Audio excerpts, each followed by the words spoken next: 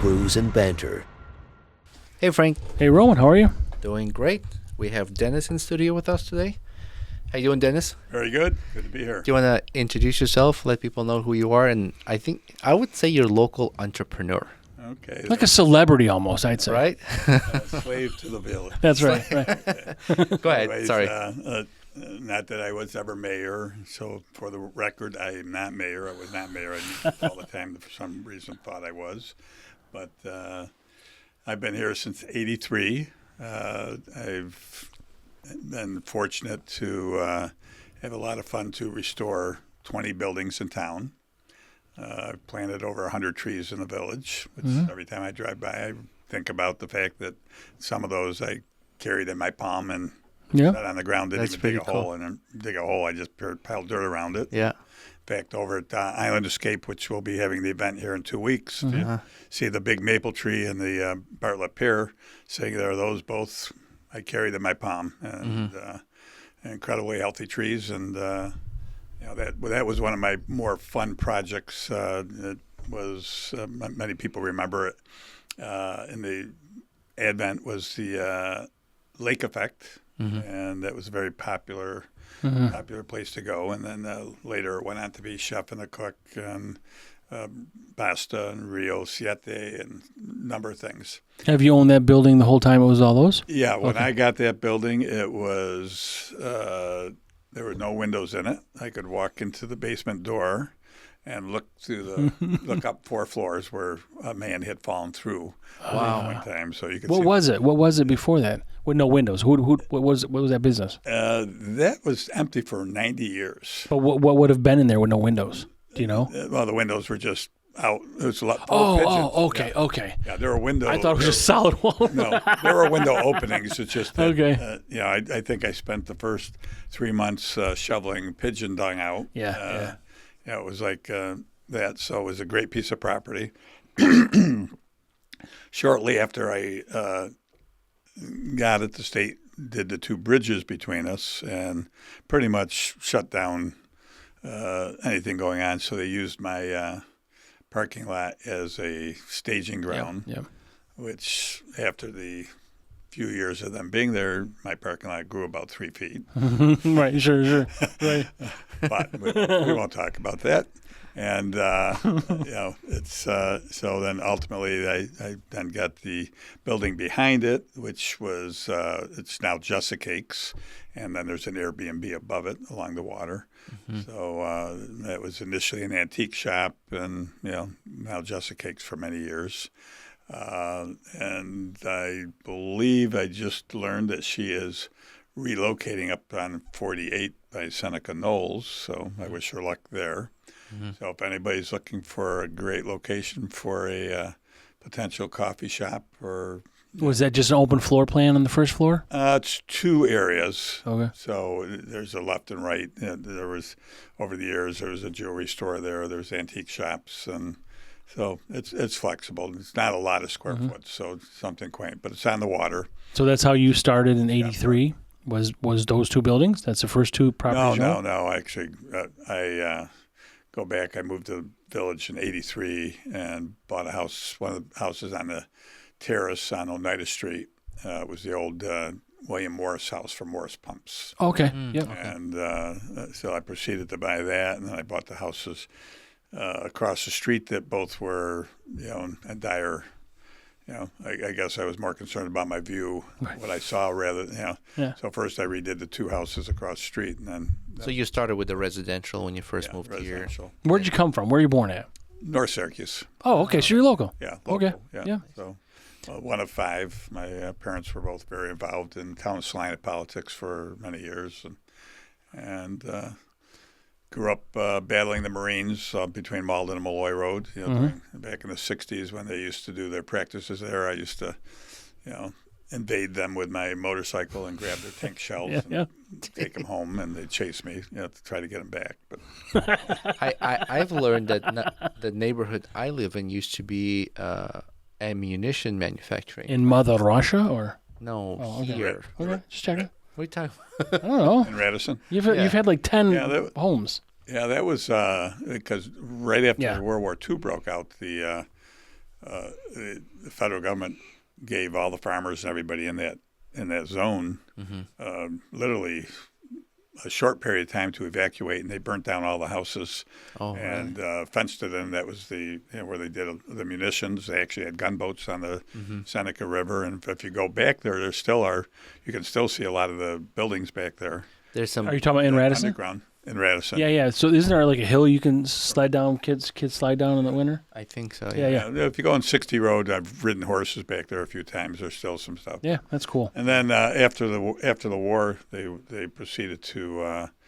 try to give the properties back, but most people had gotten paid for them and didn't take them. So Nelson Rockefeller then created one of two PUDs, planned urban developments, and then you had Radisson, and the whole idea was that was to be a city town of its own. It was supposed to have its own schools and grocery store and everything. It didn't quite go as fast as they thought it would, which brings us back to a little bit of the history of Baldwinsville, which I kind of am pretty knowledgeable about what's going on. In fact, if you come to Mohegan Manor in our lounge, we have a TV in the corner that has about 1,100 historic pictures of Baldwinsville, of the past and all the different things. You asked me pretty much. I saw that. Any building, and I could tell you, where it was. I mean, most people don't realize that the canal used to run literally through what would be in front of the Cottage Diner and through the back of what is Beeville Diner, and that to go to the dollar store there was a bridge that you had to drive over the canal. Interesting. Right where we are then.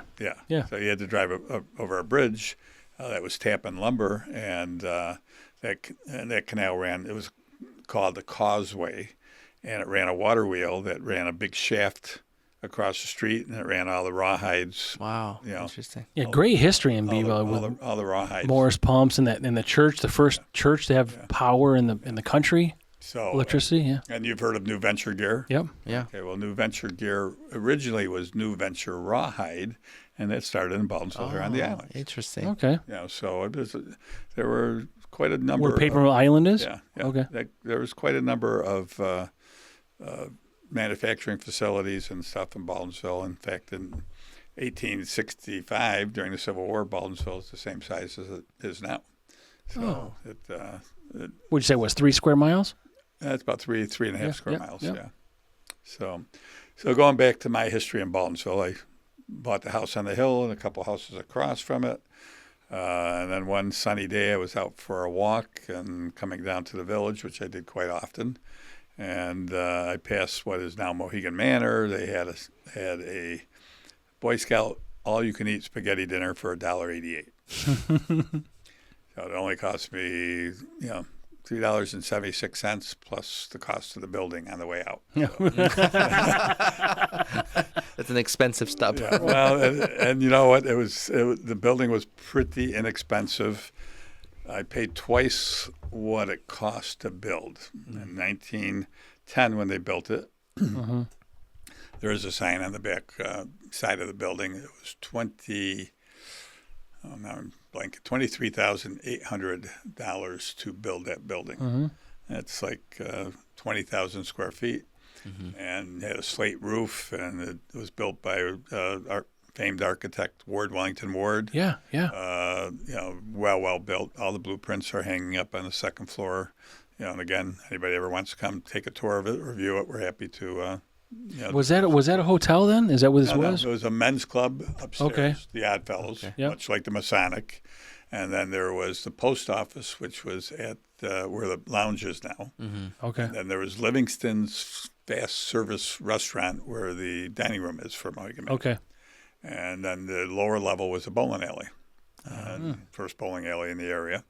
Ran up till World War II, and then I think Sports Bowl or something else came by.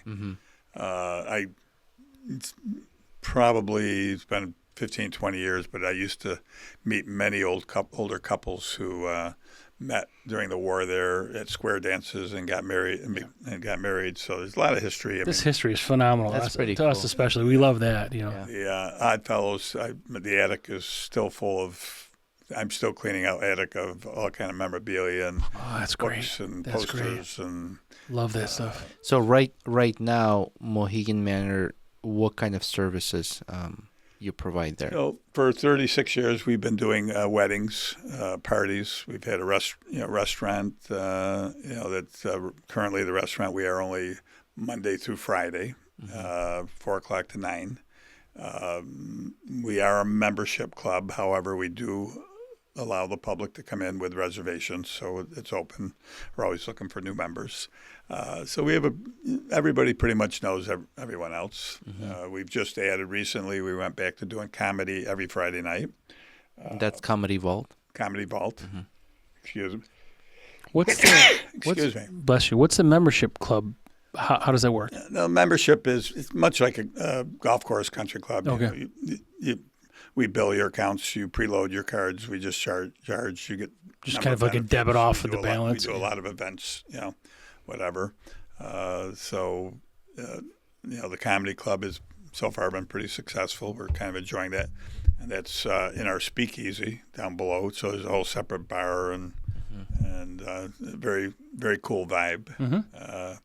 The other thing that we do at the manor is we've done, my guess is about 6,000 weddings over the years, and I don't know how many anniversary parties and Rotary events and Kiwanis events and Baldwinsville Theater Guild shows. We used to do medieval nights there. We've done wine dinners. And we're always doing, we still do a couple Italian wine dinners a year. And you're open to anything that's going to really work, I suppose. Yeah, we're looking, and it's wide open. If you got a charitable event, you need a place, we're always very happy. What's that seating? What's that capacity? Well, each room's a different capacity. Right, but they can have in any of these rooms. Yeah, so we got rooms that are good for up to 18 people, 35 people, 100 persons, 150 persons. So, okay. And new to the last couple of years, seeing we are not open on Saturday and Sundays, we do allow people to rent the venue and bring in Angry Garlic or Sal's or Tissone's, or they can cater it in, bring in their own, or make their own food and bring it in. It's been a huge savings factor for a lot of people that trying to watch the budget. So you just rent the place. We provide the tables, chairs, and linens, just like Islandscape, same thing. We rent Islandscape by the day, and we provide the tables, chairs, linens. There's a refrigerator and freezer that we take. You leave the garbage behind. You got inside and outside. So right now we've got like 6 different, areas that you can rent depending on what your party is. Right. Graduation, Sweet 16 party. You want to do your ceremony at the manor. Most of our weddings over the years, people do their ceremony in the ballroom. The WF a little more formal atmosphere there. The island one is on the water, a little more sort of relaxed vibe, I suppose, right? Yeah. So when I got the manor, and it had no rear parking lot. There was no parking. Basically, there was a footpath through the trees, and so my next step was I had to buy the 2 houses behind it, and then I had to buy a parking lot from the Morris Pumps, because they had recently shut down and downsized. So did you take that building down? Who, the Morris Pumps building? No, okay. I didn't. But I gathered part of their parking lot, and then Empower and whatever Washington Street Partners took that over. So different piece of property. And then I ultimately picked up Tickcombs, which was the original department store in town, and then that now is the home of State Farm Insurance and a photographer. And that's the building we were in with the golf simulator and all this. Yeah. So you perk up when I say that. How So who took down Morris Pumps? I remember that building right across from the diner growing up, because I'm from Beeville. Actually, they didn't take down. Kinney was the front of Morris Pumps' office building. They tore down the section between there and the gym behind it. Wasn't it tall though? There was the early version of that building, but that goes back to the 60s. That was taken down in the 60s. I mean, I know I look youthful and all, but I remember just after the 60s. Yeah. And then then there was buildings in between. Okay. Empower we got some great pictures of Empower when it was the machine shop inside. And again, like I was saying, that used to have a shaft that ran right through the whole building, that ran all the rawhides that were made by New Venture Rawhide, that was fed by the shaft that went over to Beeville Diner. Cool. And and so that was a lot of great history. And like I say, if I had the fortune to play golf in the 80s when I came here with some of the, John Nostrand, Don Coates, and many of on the golf league. I was obviously the youngest one. A lot of these guys had been here for, many years. A lot of them were World War II vets, and so playing golf, I learned really incredible information about the village and the changes. And they used to a lot of meet at Beeville Diner in the back area, and they would chit chat and all this history you talk about is. I mean, we talk about this is 3.5 square miles. Yeah. The history you're talking about right now specifically is all within quarter square mile. 4 football fields. Because the Beeville Diner wasn't that big. They didn't have that addition on there. No, the addition was very small, and so it's been fun. Mm-hmm.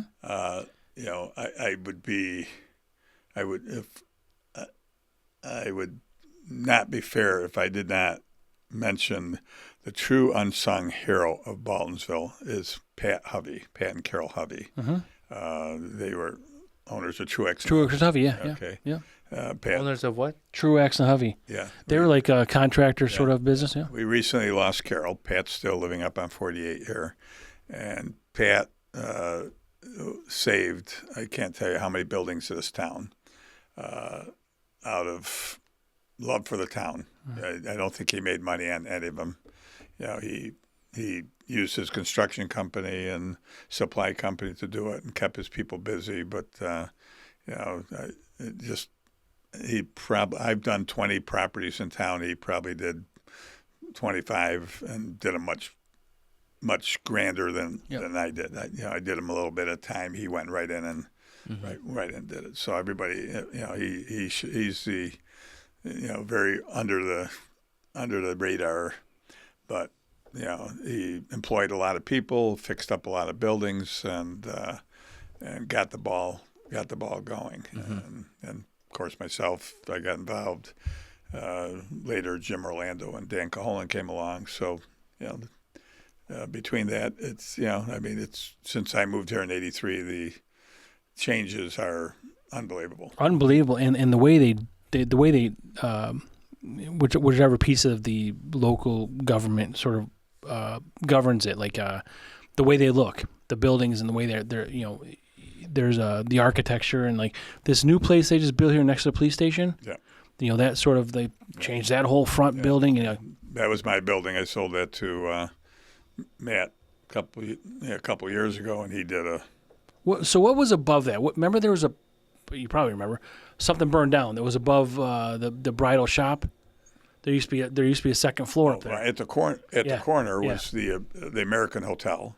And that burned down or something? Yeah. 3 versions of the American Hotel, and they had 3 fires. Okay. Yeah, the village was plagued by fires. You had that one. The American Hotel was that was a big one, and the last Baldwin at Baldwinsville, Harry Baldwin, died in that fire. So that was the last of the surviving Baldwins. Okay. But now while we're on the Baldwins, I'll give you a real cool connection with the Baldwinsville and Houston. Okay. Texas. Yeah. So in 1836, Charlotte Baldwin, who lived on Elizabeth Street, and Charlotte Street is named after her, with her husband, went to Texas and bought all the land, what is now Houston and Galveston, for $36,000. Wow. And she was the mother of Houston, and was there's a statue to her in Houston, and she owned everything back when women didn't own a lot of things. She has a cattle breed named after the Charlotte. Her That's son-in-law fantastic. was Rice University, and she had the first standing army, and she owned the army in Texas, which she turned over when it became a state. So really, really interesting Googling. Yeah. But just nothing is interconnected. Yeah. Like you get cattle and an army. Like, what the fuck? Well, we got a podcast table. Yeah. So I just heard a little macabre story that her daughter was married to, I believe it was the guy from Rice University, and her boyfriend decided they wanted to kill him, and they tried to poison him with mercury. Oh, jeez. And didn't succeed. Doesn't work that well. I mean, it's not working for me. Why are you pointing at me? You're drinking mercury. So ultimately, the boyfriend ended up climbing in bed with a guy and strangling him. So he was hung, and the daughter was sent back to New York. So. Those American hotels. I was in the local volunteer firefighter, and we talked about some of the fires, and so we talked about behavior of the fire and how the construction is and how the fire works with the construction, that type of construction. And it was interesting to learn about the building. And it's been saved and still there, which is amazing. Yeah. Well, that was, like I said, the third. And then across the street where the Farrell Barnell is, that was the pharmacy, old-fashioned pharmacy with a round door and the soda fountain. And that burnt in 1978, which was pretty bad. And then bouncing back to Mohegan Manor, where Seneca Federal is now. Across the street there? Across the street. So if you walk into Seneca Federal, the lobby was an addition. Everything to the left as you walk in was the original Seneca Federal. And then the drive-through was the old Palace Theater. Yeah, wasn't there a library over there too? The library would have been the old Woolworths, which is the next building up. 2 buildings up from the Gazette and then the Woolworths. So the drive-through of the Seneca Federal, which is 2-car wide by the depth of the building, was just the concession area. And then if you look in the back parking lot, you'll see the old concrete abutment, which was the wall. So it was about a 400-seat theater. I guess great pictures of it. But where the lobby of the bank is now, in 1962, there was a laundromat there. And about 2 in the morning one night, that laundromat, the boiler blew, took out about every window in the village. Oh, okay. Had it happened during the day, it would have been, pretty bad. Devastating. And that really, Mohegan Manor had a whole bunch of cheap, single pane, glass that they put in. They put really storm windows. They never replaced the windows. So when I bought Mohegan Manor, it had 4 15-amp fuses for 17,000 square feet. No real heating system. The windows only reduced the snow drifts. They did not stop them. There's no real heat. They were still doing bingo there. They had a couple exposed open flame fireplaces, heating systems that were just dumping carbon monoxide into the air. Is that original tin in the roof? The ceiling? Yeah. We re-exposed that. They had drop ceilings, and they had remodeled it pretty badly over the years. The organization didn't have much money, so they just did that. But on the positive side, everything they tore out, the handrails, the wrought iron, the light fixtures, everything went to the attic. So you still have it? Yeah, so I was able to resurrect so much of the building just by going up there. Oh, yeah, that goes there, and there's the handrail. And so if they ripped quarter round off around the floors, they did that. That's unusual. Most of the time when they rip stuff out like this, it just goes into the garbage. The fact that they preserved it. And then it's gone forever. And it was not an easy attic to get into, although the attic is humongous. It's 16-foot ceiling with all, looks like the Empire State Building, all heavy steel, riveted, and in incredible shape. I mean, the roof was, you could land a helicopter on it. So the whole building is just... It's not a slate roof anymore? No. That was... Any future plans to do something with the attic? I mean, 16 No, foot actually, high I ceilings. finally, only in the last couple of weeks, we're just trying to clean it out some and, pulled out a lot of scrap metal and old radiators and stuff that was up there that just, trying to get... But no use for it as far as an open space goes? It's got kind of obstructions, but it's huge, so it's a great building. So you've invested in real estate in town. Are there any other interesting ventures outside of real estate? Well, I got heavily into the Airbnbs about 6 years ago. I was up to 23 in the village, and that's worked out pretty well, although I'm phasing out of it now. It's become just a little more work than I want to do. I'm kind of getting closer to retirement. There are some towns that put regulations on Airbnbs and quantities of like how many Airbnbs per town. Is Baldwinsville facing that or no? No, I don't think it's been, from my point of view, and I know a couple other people, I can't tell you how many people who've stayed at my Airbnbs fell in love with Baldwinsville and ended up buying a house here, living here, moving here. It's a great little town. It's safe. Everything is walking distance. Yeah. You know. So it's it's a nice catalyst to introduce people to it.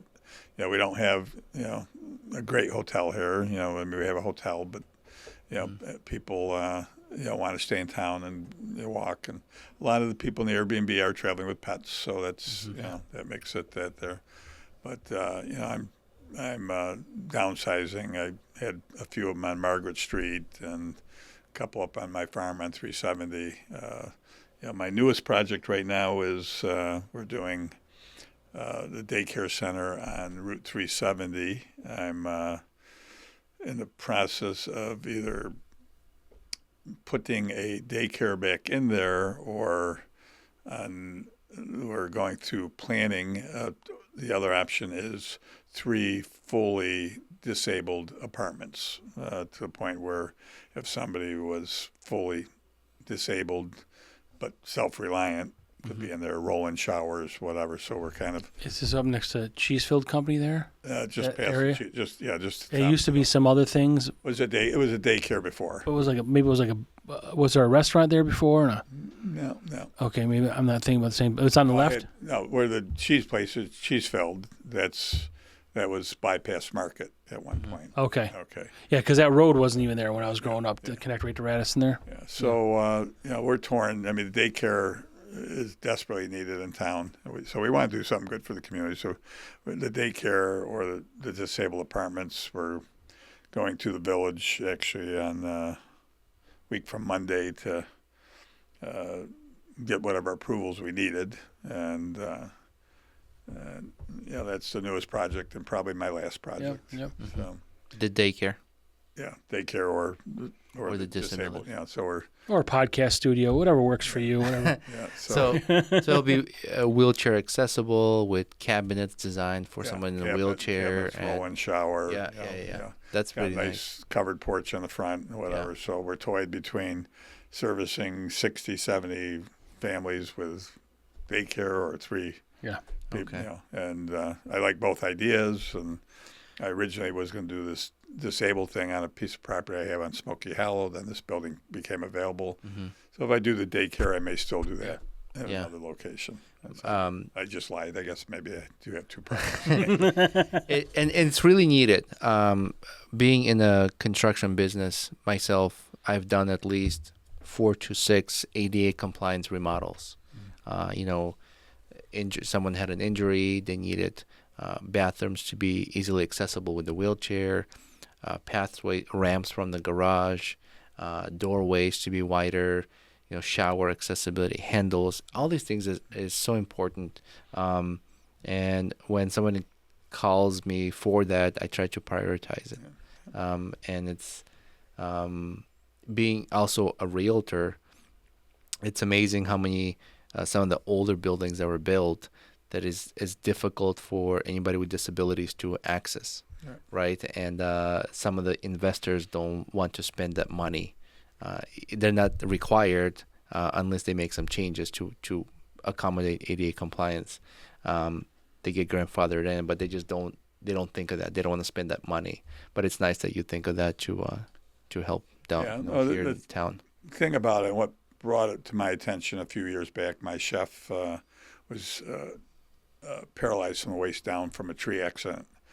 And he had nowhere to go. I mean, none of his family had so that's the problem with ADA or fully compliant. It's not like there's places readily available. And it's not sometimes, all of a sudden one day you need it, one day you don't need it, and the next day you need it. So, there's certainly, and there's a lot of places that call themselves handicap accessible, but there's easily accessible versus, no rises, no steps, no. Yeah, they'll get grandfather in the building, but they'll put a ramp in the front just so the wheelchair can get in, and then they'll call it ADA compliant or accessible.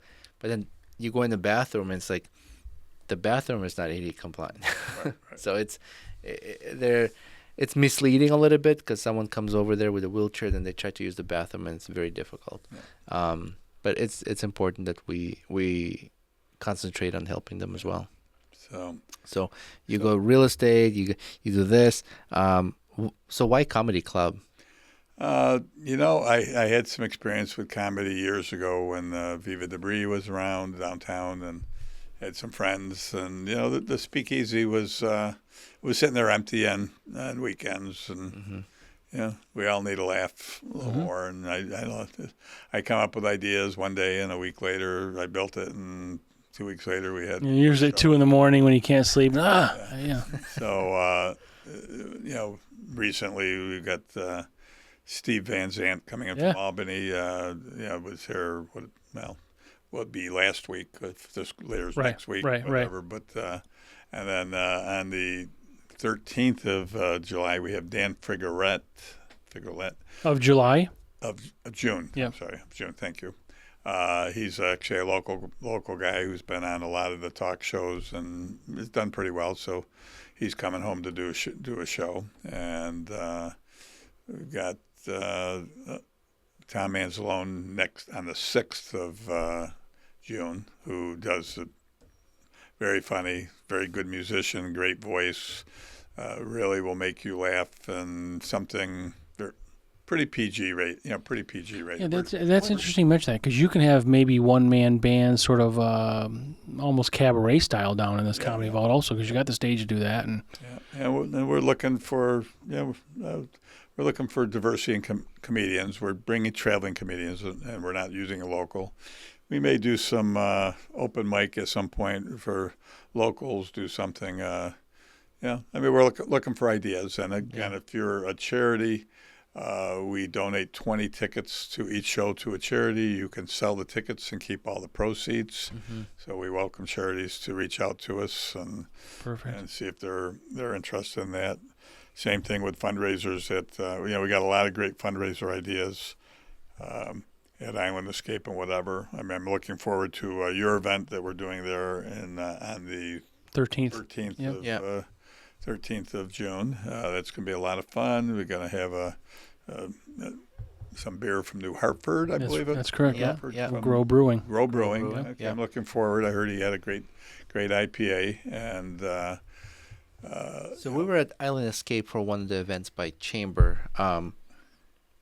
What is it tailored for? Like all sorts of events, birthdays, graduations. It's indoor and outdoors. So again, the outdoor space is amazing. Yeah, the I love it. Outdoor space is amazing. I mean, it's magical. At night when the sun goes down, when there's fireworks, you're right there. You can stand there and you're right underneath the fireworks. And I have to add something. Sorry, Dennis. Those of you with boats can actually pull up with their boats, park the boat right there on the canal, and just walk right to the event. I didn't even know that. No, it's like Frank 50 pointed out steps, to me. A lot of boats, and both sides, and both sides of the lock, and both sides of the lock. So it's graduations. It's amazing for birthday parties. A lot of fun. We rent it by the day, so you get it from 9 in the morning till 10 or 11 at night. So if you're smart, you plan a party in the morning, and then you plan a party at night. And you get we're planning both. We want the party in the morning and night together. So do your shower in the morning, and then have a birthday party or graduation party at night, and double your. And it's right across the street from Paper Mill Island, and it's a good location. Yeah, and it includes the tables, the chairs, the linens. You don't have to take the trash with you. You can bring in your own food. We did just add a soda system, so now that minimizes having to bring in all. How much soda do I bring? Which flavors do I bring? So now. That's an option where you can use the soda system and have unlimited soda. And alcohol serving by permit? So you can, there's Poisoned Apple who did an event for us recently, did a wonderful job. And if you're doing a courtesy bar, as long as you've got it monitored and you're not selling it, you can put out complimentary beer and wine. Yep.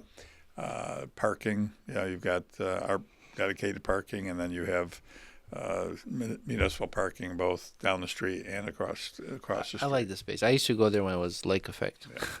Yeah, we hope to do a Lake Effect reunion party one day this summer. Nice. I haven't picked the date yet, but it's going to be soon. Yeah.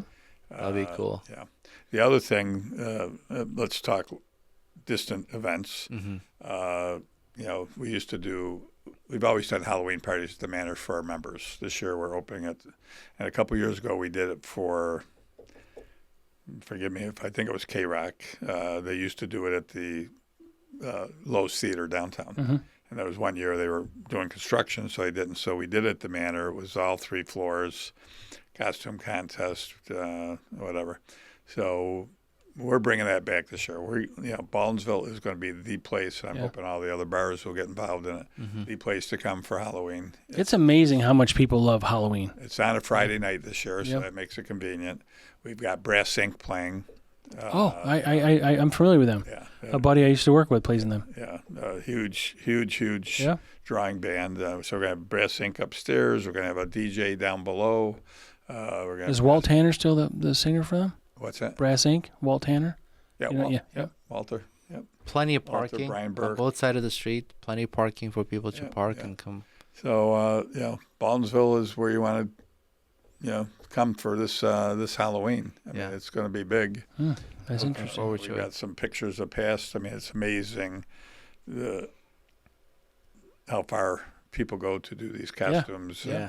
How they get. And every year they keep pushing the envelope. Like, and it's a lot of fun. Just a lot of fun.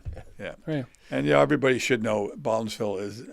Sometimes people, for years, even before I moved to Baldwinsville, and you're from Baldwinsville? Okay.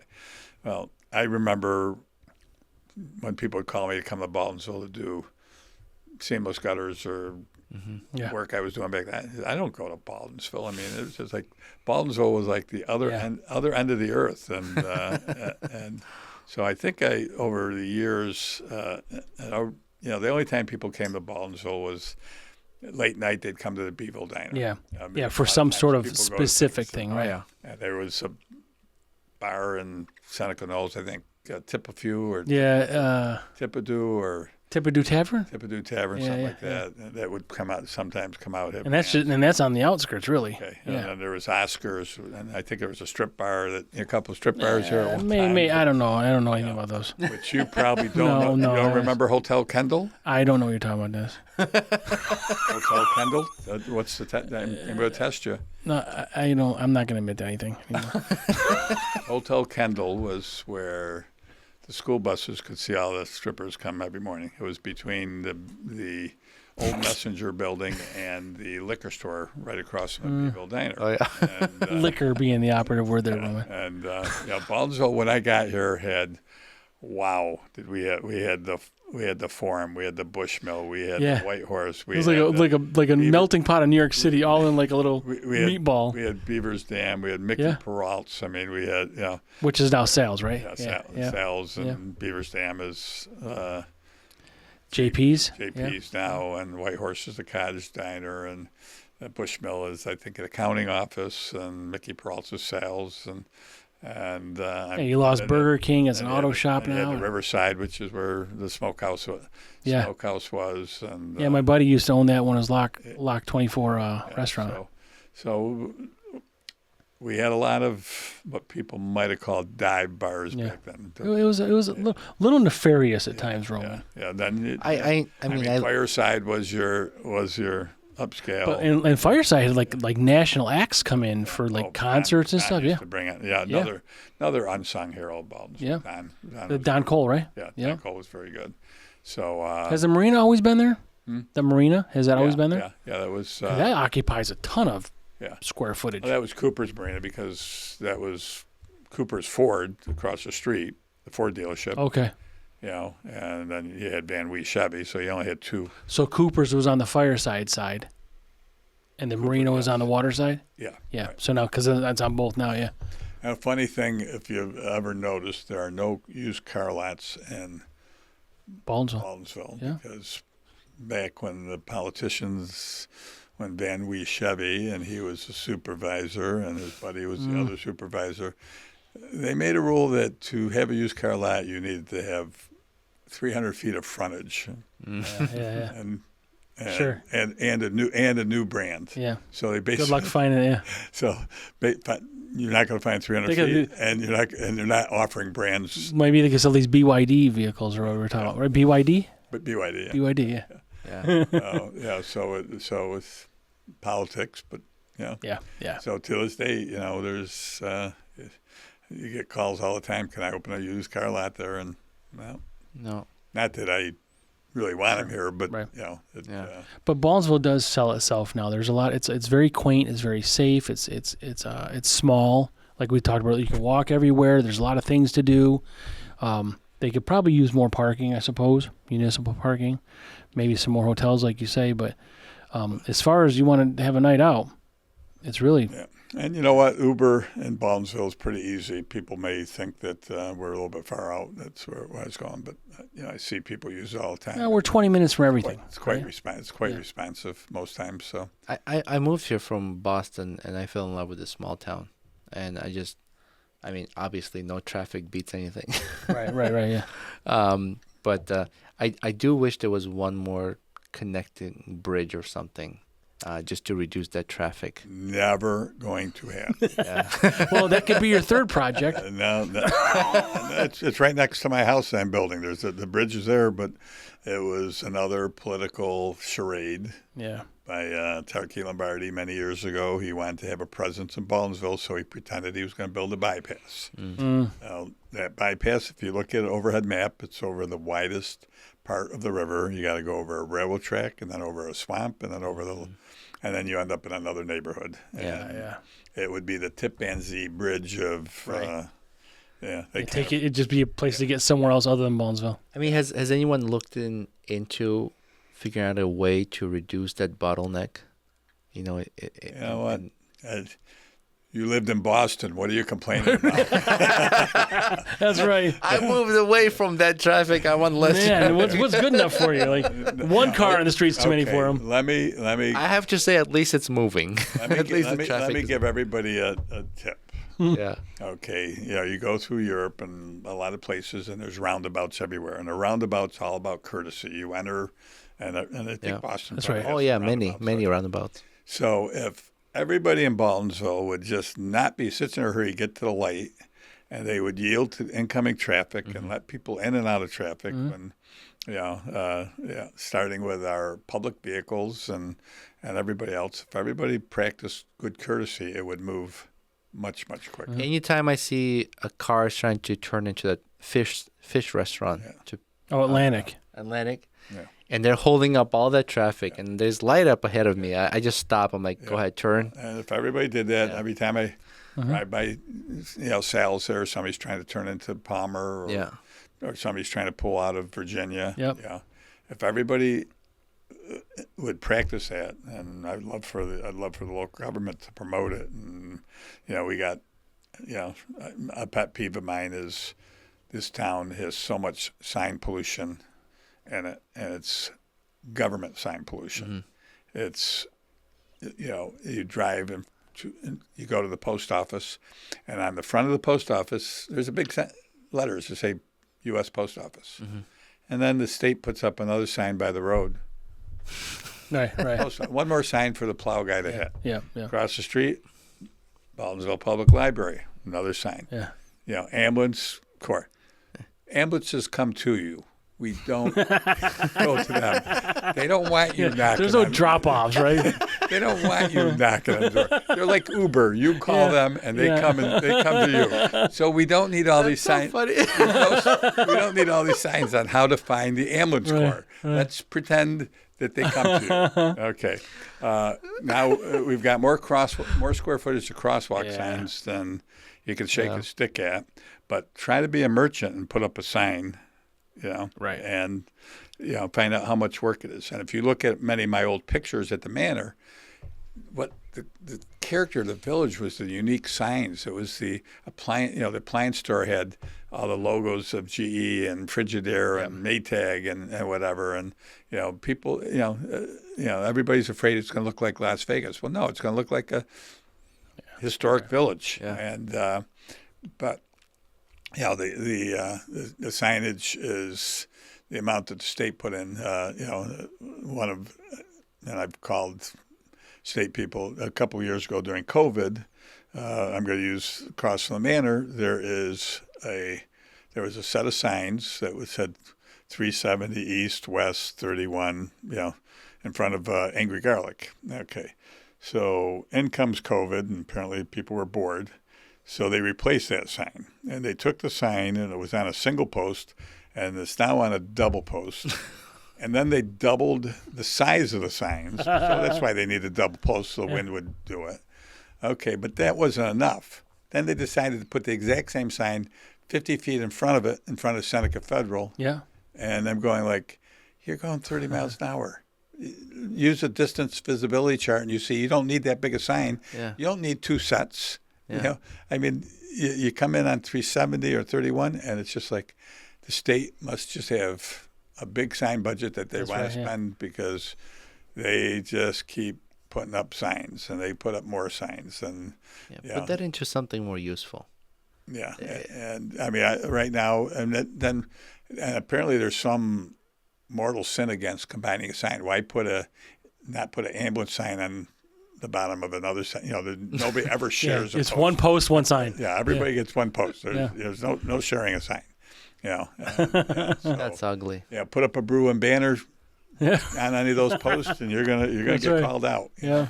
BrewsNBanter crosswalk.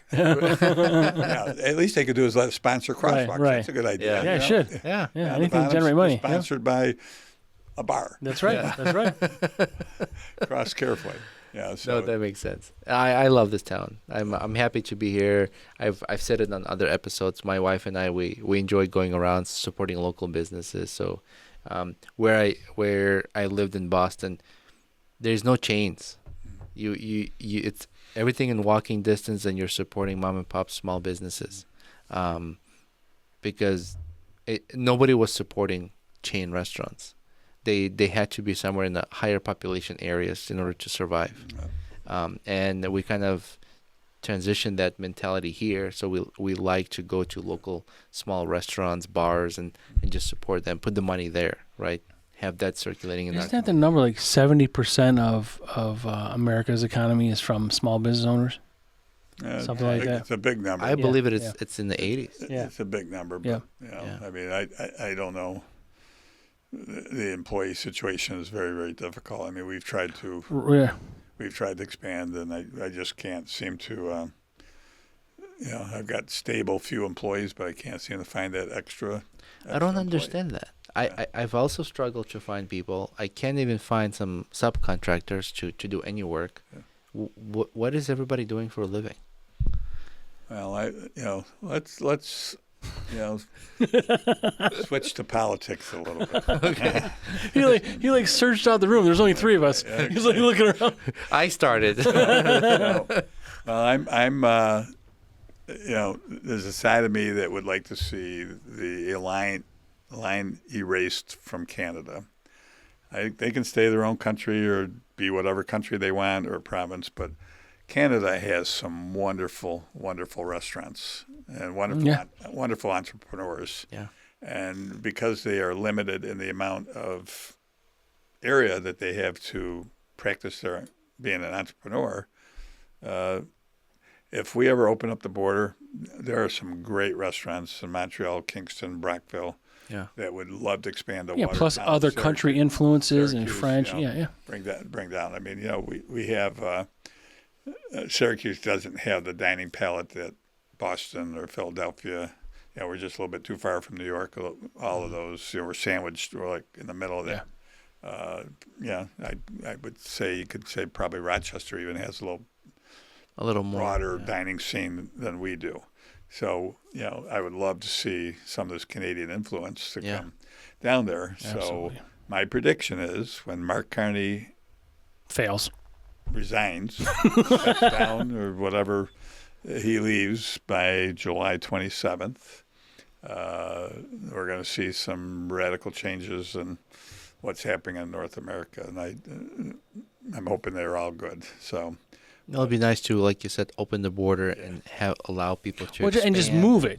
Like you said, move it. Doesn't have to move the border to the outside of Canada. let's protect the and stop North that. America. And North America. we just freely we're like free range cattle. We could just eat anywhere we want. I was in Quebec a couple of years ago. Amazing cuisine. Yeah. I mean, so many good, and we went into the old part of it, like the historic part of Quebec. Man, the restaurants, brewery. There were some breweries there, and we enjoyed. We went into that castle. We had like the tea there.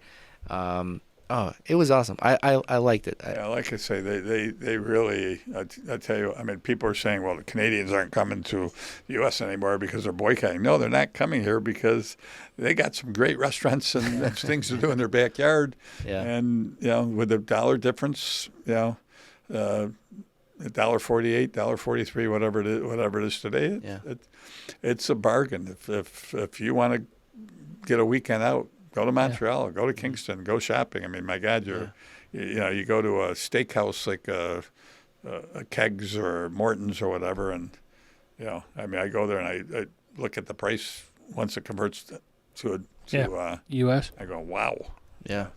I mean, And it should be said, like, I mean, there's all this rhetoric, this political rhetoric between Carney and Trump and that piece of shit Trudeau, whatever was happening. But I think Canadians and Americans generally get along pretty well. yeah, we're fine. Yeah, I mean, it's just all this stuff you only hear. Politics get in the way, and there's already a divide. I like Canadians. I mean, I'm fine with them. There's already a divide. I married a Canadian. Yeah, right. Right. So now you have to like her. There's already a divide among people because of politics. Like now, like there's a border. I just, like you said, it's too much. I don't think it's as big as the media makes it out. I think obviously you got your hardcore people who are, and we have them here, whether you like Trump or Biden, or whether you believe that Biden was missing in action for 4 years, or that Jake Tapper just figured it out. Yeah, and he made all his money off of this book. I knew nothing. Bullshit. Did you see Jon Stewart go, okay, nothing like making money selling a book about the news you should have covered. Right. That everybody else was covering that didn't make any money off of. Yeah, right. Yeah. I mean, I thought that was. Yeah, it's all again in this age. It's media is you're steered towards what they want you to believe. Well, and you might know more on it, but just in the last week or two, Canada passed a new law on podcasters and streaming. New streaming law. You might want to look into it. That's it's interesting. Pretty scary. I don't want to quote it right now because I don't think I can do that. But it might be something you guys want to look at and talk about on a future podcast. Yeah. But because we know some Canadian podcasters. Maybe this episode will be banned over there. No. Right now, if I'm in Canada and I just got back a couple hours ago, if you shared something political or whatever about Canada or whatever on my Facebook, I get not available in Canada. Oh, interesting. Yeah, so this is same with like Germany and all their free speech is being so right now suppressed. Yeah. If you're a podcaster and you are inaccurate with your message, there are consequences. Who's deeming it to be inaccurate? And again, right. And again, I don't. It's I get new it. enough where I haven't researched. We'll check it out for sure. Well, the subjectivity, like if I'm conservative and you're liberal and your podcast is liberal, I could suppress you. Yeah. It's all opinion based. Mm-hmm. Right. Who decides what is accurate? But that's the problem because now podcasters like us or the more famous people like Megyn Kelly or Piers Morgan, these people, there's no corporate entity they have to answer to.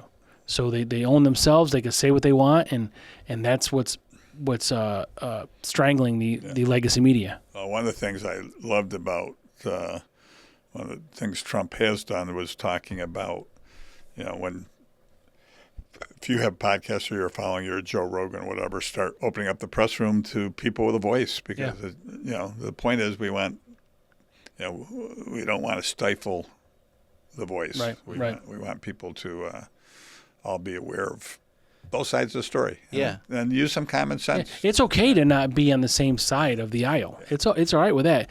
And we've talked about this. It's got to be, I mean, half of our podcast. Like it's okay to disagree. It's when people get offended that you don't agree with them.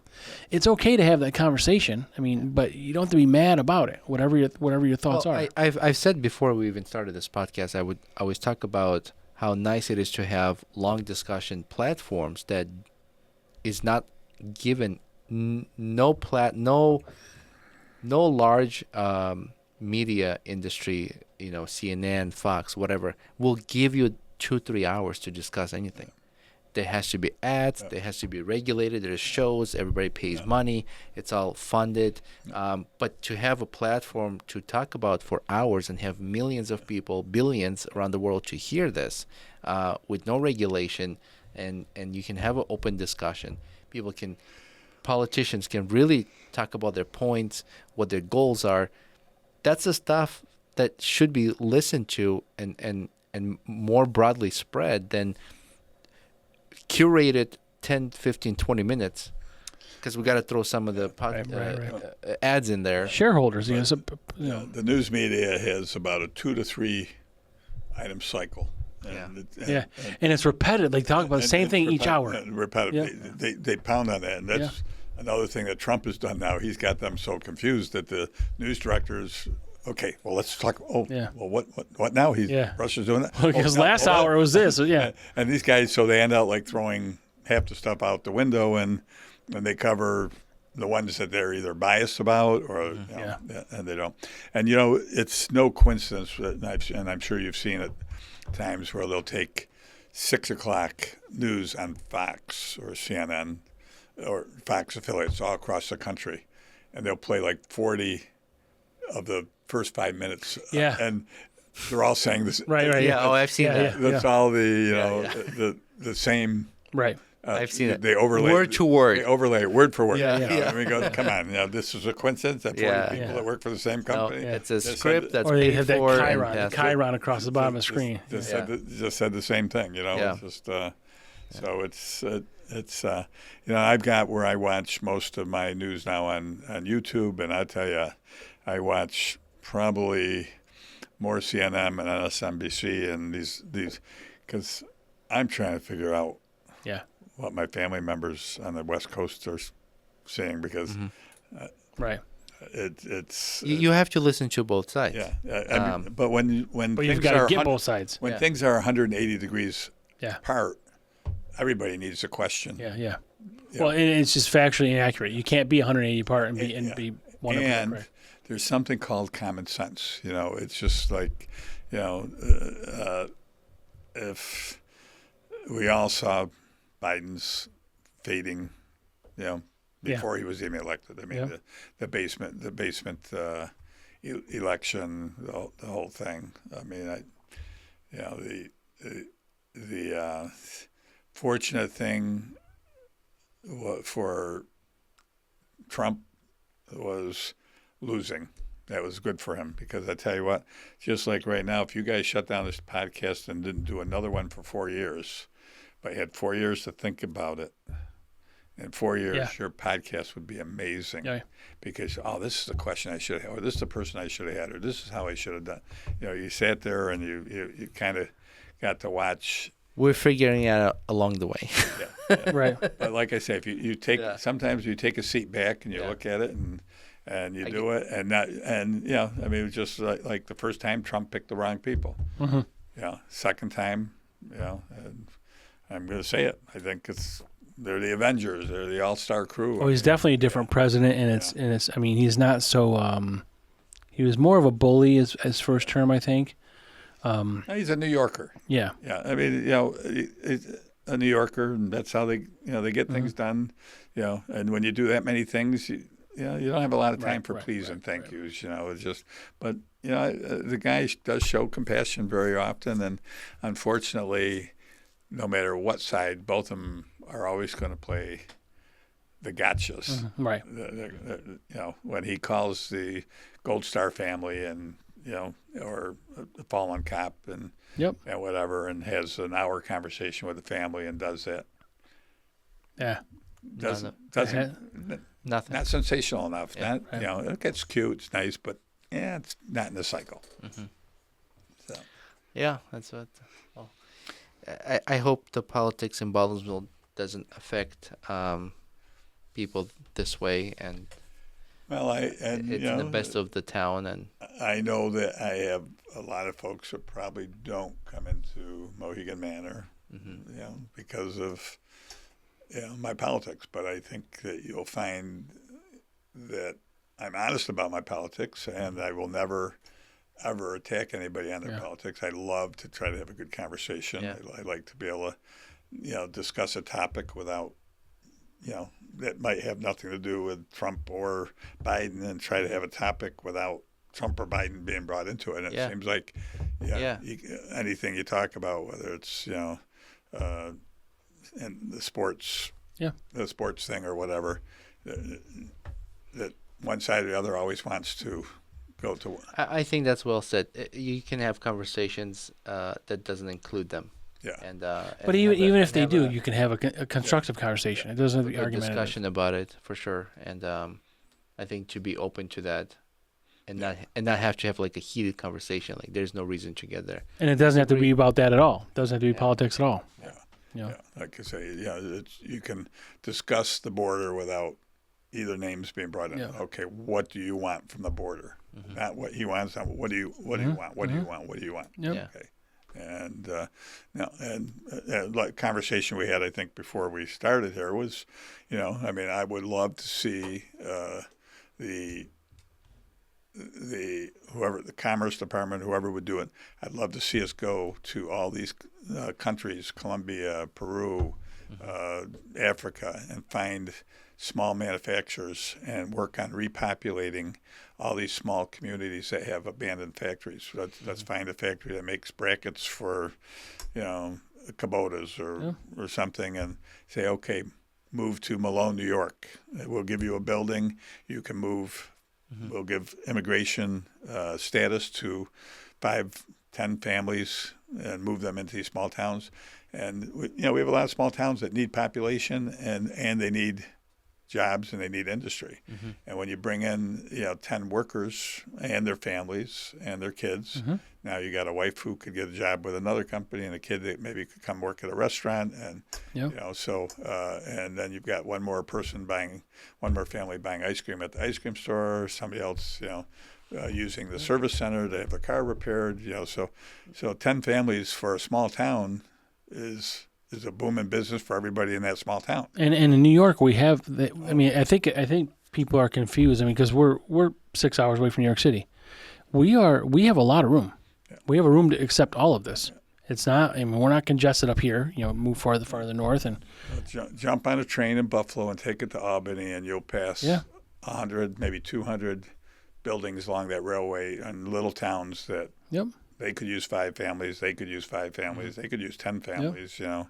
And bringing immigrants in that have a job already, right, and putting them in towns where Lyons, New York, and these little towns, there's still houses for $50,000 or $60,000. Yep.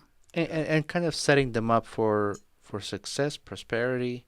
They can have jobs already, like you said. Right. It's not like they're coming as flooded immigrants, and they're trying to and hoping that, these immigrants were not separated from family members, and actually already come in, have a job placed. And my family came as immigrants, and we kind of had to work our way up to that. Yeah.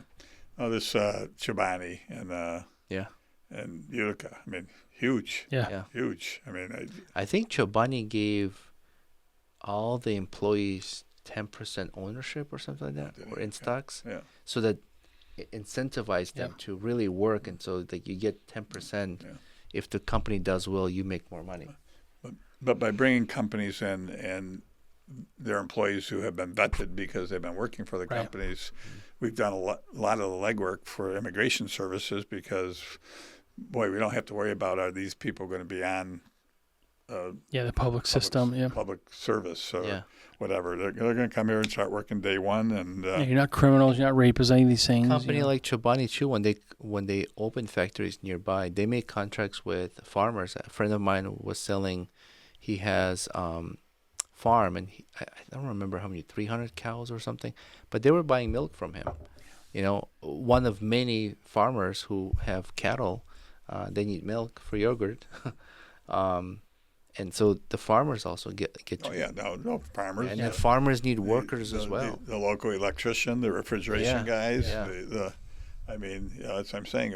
We need headhunters at the borders, Right. not ICE That's right, necessarily. yeah. We need people at the border. Hey, what can you do? Okay, geez, you know what? Maybe we can get Carrier to Yeah. sponsor you, or we can get Yeah. Ford to sponsor you, or somebody,